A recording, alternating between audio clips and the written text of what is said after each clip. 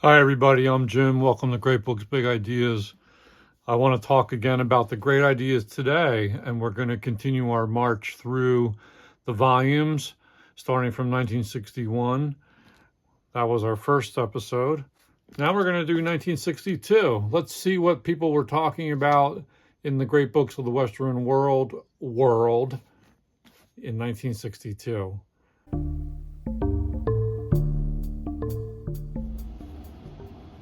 Here we are, 1962. Let's check out the contents. Here we have a painting by Rembrandt, which was acquired by the Metropolitan Museum of Art in New York City on November 1961, the highest price ever paid for a painting at the time. And this is the painting of Aristotle contemplating the bust of Homer.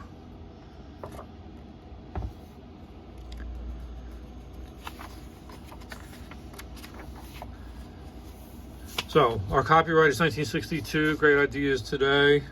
Here's our staff. And here's what they were talking about. The focus of the annual supplement was, first of all, a great debate of the year. Does America's best hope for the future lie in political conservatism? And the pro was written by Barry Goldwater, who would go on to run for president in the 1964 election, and he lost in a landslide to LBJ. And in the negative was Jacob Javits. So this is a political debate laying out the terms of conservatism and whether there's hope for the future. So here's Goldwater, senator from Arizona. And people were concerned about Fidel Castro and the Cuban Revolution in the early 60s. These early 60s Great Ideas Today volumes are very obsessed with the Cold War. And you can see we have illustrations here. It would be interesting, if you do get a chance to read this volume, to compare how Goldwater defines conservatism to what conservatism has turned into in our day and age, the 2020s. Quite a long article by Goldwater. And then here's the other side of the debate, Jacob Javits. America's best hope for the future does not lie in political conservatism. The negativism of the radical right. And again, it would be interesting to compare this critique and see whether Javits' concerns about conservatism were borne out in the subsequent decades. That's what makes these volumes so much fun for me to browse, is you get to see what people were thinking. I see them as time capsules. And then part 2 of the book is the editor's review, the year. And there are 3 developments in world affairs that they are interested in. And each is its own essay, really, a long essay. The first is the divided world.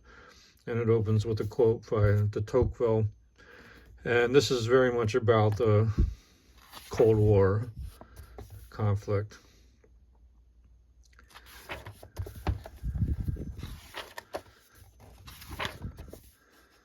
These essays in this part are unsigned, so it's just, I think the editors had a hand in it together.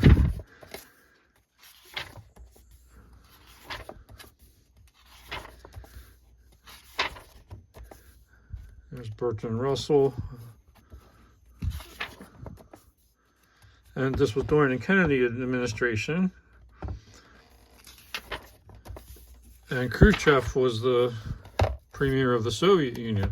The second development was automation. So we have an article about that. And all of these sort of attempt to put these issues in context of the great ideas and works that you would read in your Great Books of the Western World set. Look at that high-speed computer. can make 250,000 additions per second.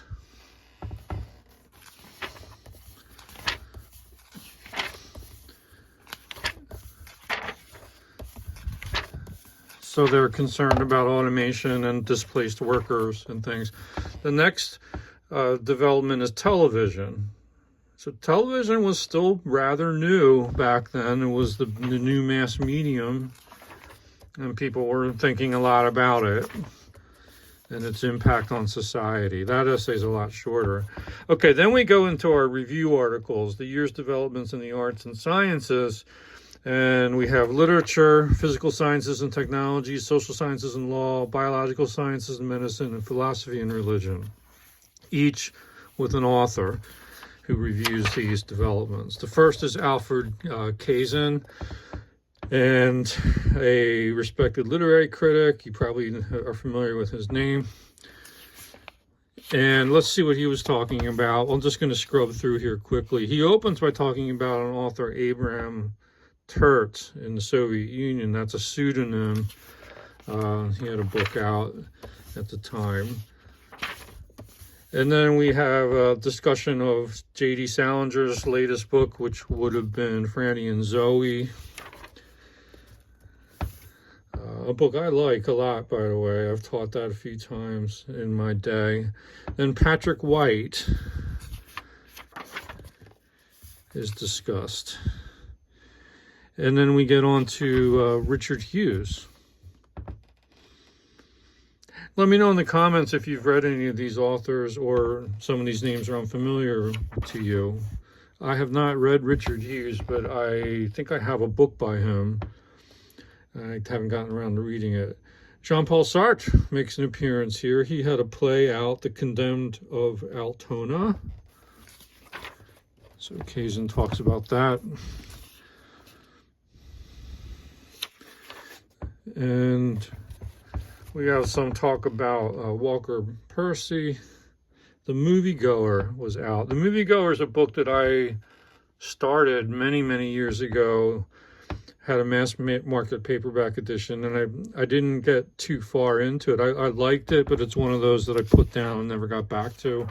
But maybe someday I'll get back to it. Carson McCullers, another author I started reading recently and haven't gone too far into her, but I have a nice Library of America edition of her works.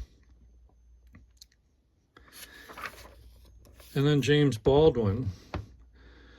Nobody Knows My Name, More Notes of a Native Son is what mostly gets talked about here. And Bernard Malamud, A New Life.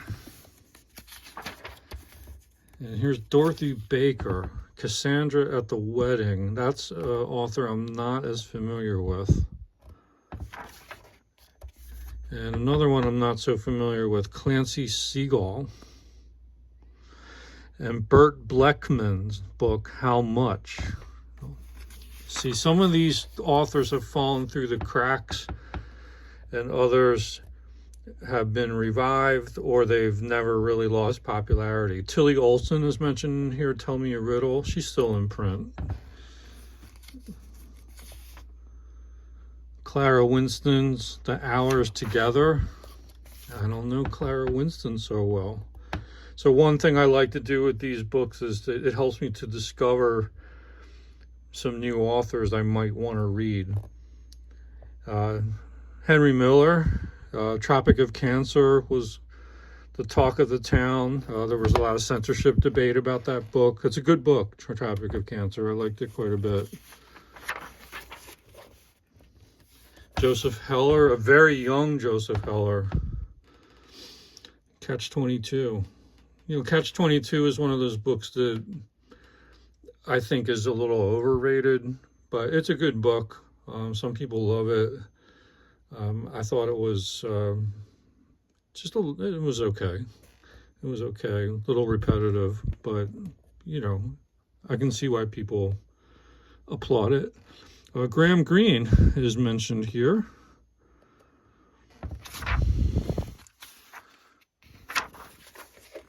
and Christopher Isherwood. Other authors in Britain who were published in this year were Evelyn Waugh and Muriel Spark, The Prime of Miss Jean Brodie, V.S. Pritchett, Iris Murdoch, Kingsley Amis, Mary Renault, Anthony Powell. And then David Jones, who was praised a lot in this essay. And I don't know David Jones at all. Is David Jones a writer I should know?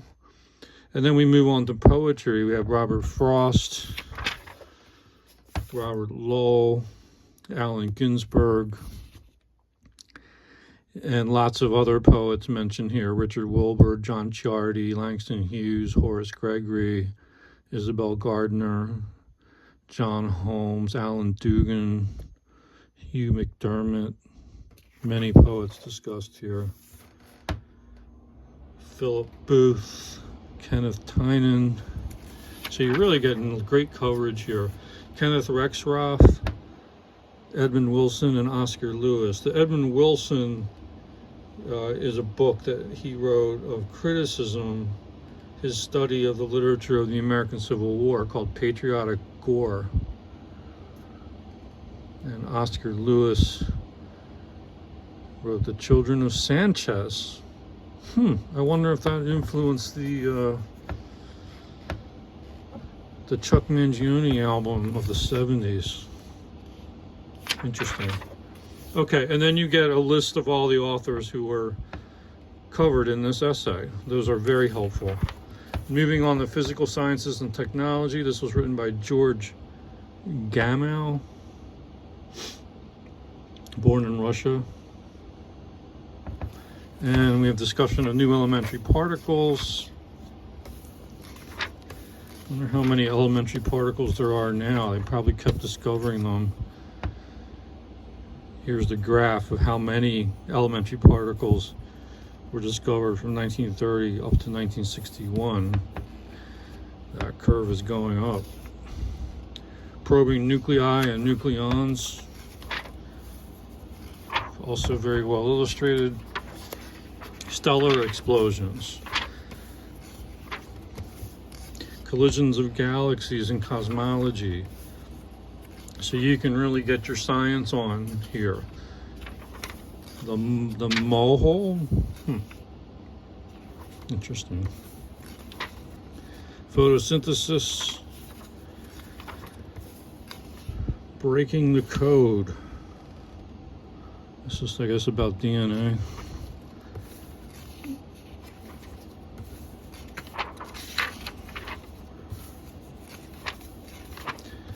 Let George do it. So these are, sort of digesting science and trying to make it comprehensible to a general reader, but they are not dumbed down, I don't think. Here's an artist's conception of an anthropomorphic footman.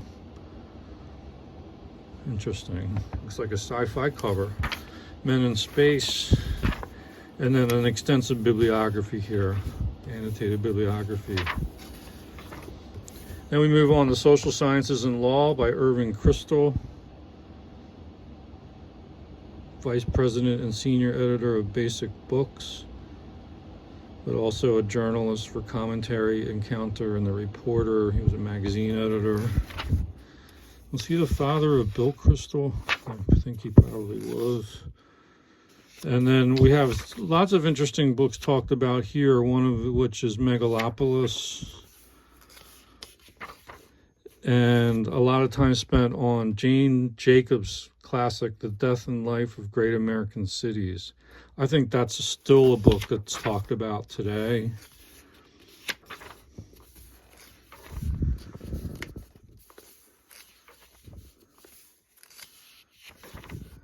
And you see these writers, talking about the Negro problem, civil rights and poverty and racism is definitely coming up, and a lot more of that to come as you move through the 60s. The paradox of voting. I guess voting theory,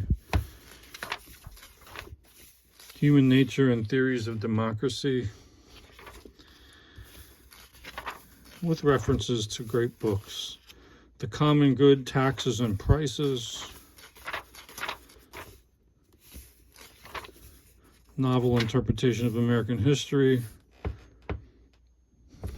talking about the book The Contours of American History, Political Philosophy in America,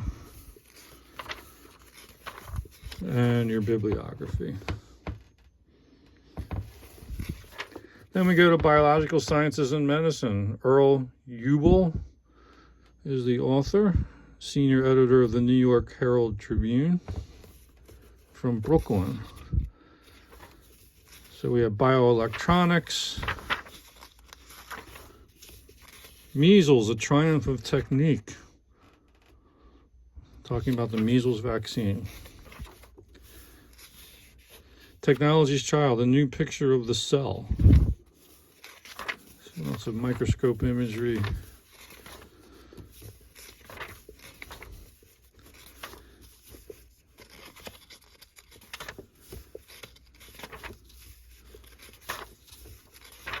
Yeah, a lot of science. And then a short bibliography. Then a philosophy and religion article by James Collins.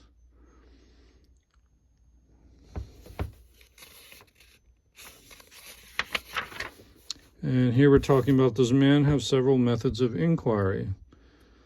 And usually what they'll do is they'll have these topics and then they'll talk about books that were written recently that address these topics. Ernst Cassirer is talked about, Stephen Tolman, Julian Huxley, Sidney Hook, Eric Fromm, and then we have a little bit on existentialism here. Martin Heidegger was just beginning to enter into English translation. So, you know, he's rewriting books like Being in Time in the late 20s, but it was only getting translated into English in the 60s. So there's a sort of a delay in his impacts on Anglo-American culture. So that's interesting to read how they're, you know, understanding Heidegger at first blush. John McMurray, here's a discussion of freedom, ethics, and reason. Brand Blanchard, Raymond Aron. A lot of names pop up. Karl Jaspers, What Paths Are Pointing Men Toward God? History of Philosophy. So works about philosophical history, Richard Kroner. And here's your bibliography of works talked about. And then we have a nice color spread here. These are more of these great ideas of Western man posters that have been reproduced. So let me read these for you in case you can't read them. These are interesting designs. Hobbes on War and Peace from Leviathan. Hereby it is manifest that during the time men live without a common power to keep them all in awe, they are in that condition which is called war, and such a war as is of every man against every man. For war consisteth not in battle only, or the act of fighting, but in a tract of time, wherein the will to contend by battle is sufficiently known, and therefore the notion of time is to be considered in the nature of war, as it is in the nature of weather. For as the nature of foul weather lieth not in a shower or two of rain, but in an inclination thereto of many days together, so the nature of war consisteth not in actual fighting, but in the known disposition thereto during all the time there is no assurance to the contrary. all other time is peace. Okay. And here's Spinoza on self-control. Human affairs would be much more happily conducted if it were equally in the power of man to be silent and to speak. But experience shows over and over again that there is nothing which men have less power over than the tongue, and that there is nothing which they are less able to do than to govern their appetites. And that is from the Ethics of Spinoza. And here's James Madison on the dangers to liberty. I believe there are more instances of the abridgment of the freedom of the people by gradual and silent encroachments of those in power than by violent and sudden usurpations. And finally, by Goethe on man's happiness. The highest happiness of man as a thinking being is to have probed what is knowable and quietly to revere what is unknowable. And that leads us to our additions to the Great Books library. So we have The Freedom of a Christian by Martin Luther. So these would be, add these to your 52-volume set. These are shorter works.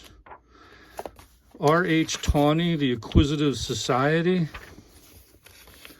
which is a critique of English capitalism, a classic work.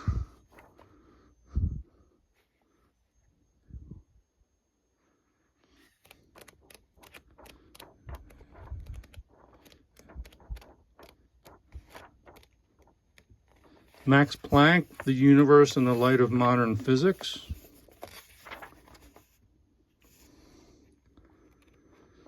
And last but not least, The Dead by James Joyce, which is from his short story collection, Dubliners.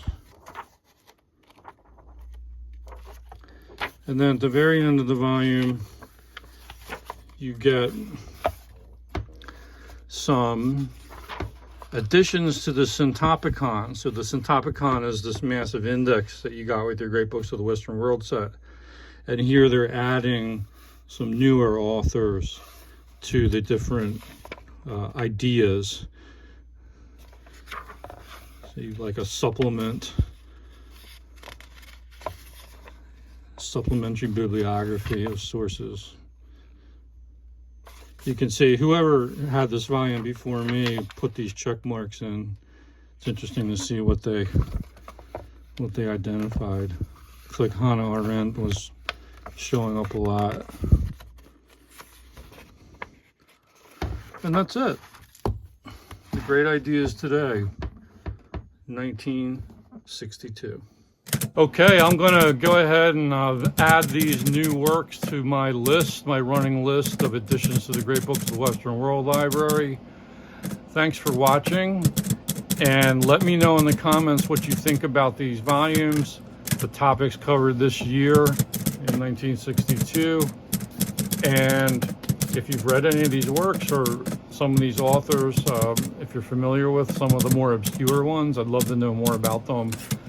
And yeah, we'll see you again. We're running a series of these, so I have a running playlist called The Great Ideas Today. So if you want to catch up, that's where to go for these, and you can bookmark that and come back anytime you want.